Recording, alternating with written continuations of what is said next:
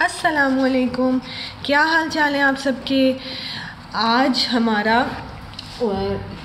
ہماری اردو کی کلاس کا اگلا دن ہے اور آج ہے جمعرات۔ آج ہم قاعدہ پڑھتے ہوتے ہیں۔ آپ دیکھ رہے ہیں کہ میں نے صفحہ نمبر 8 اور 9 کھولا ہوا ہے۔ صفحہ نمبر 8 اور 9 ہم نے اسی طرح اس قاعدے کے 2 صفحات کی دہرائی کرنی ہے، پڑھائی کرنی ہے اور اپنی آواز میں ریکارڈ کر کے آپ نے واٹس ایپ گروپ پر ارسال کرنا ہے، ٹھیک ہے؟ چلیں پڑھتے ہیں۔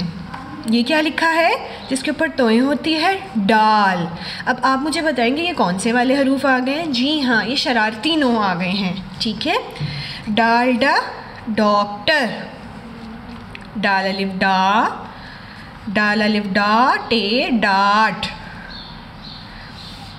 آپ کو میں نے بتایا تھا کہ اس قاعدے میں بہت سارے ایسے الفاظ ہیں جن کے معنی نہیں ہیں، جو صرف اور صرف آپ لوگوں کی مشق کے لیے بتائے گئے ہیں، ٹھیک ہے؟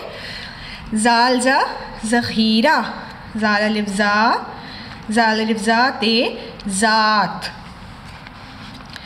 دہرائی کر لیتے ہیں۔ بے الف با ٹے باٹ، ٹے الف ٹا ٹے ٹاٹ، جیم الف جا ٹے جاٹ، ٹے الف ٹا ٹے ٹاٹ، الف مدہ جیم آج، الف مدہ ٹے الف ٹا آٹا، چے الف چا ٹے الف ٹا چاٹا۔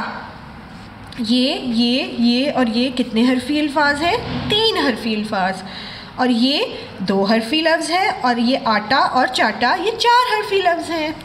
اگلا صفحہ، ریرا ریل، رے الف را، الف مدہ رے الف را آرا، تے الف تا رے الف را تارا۔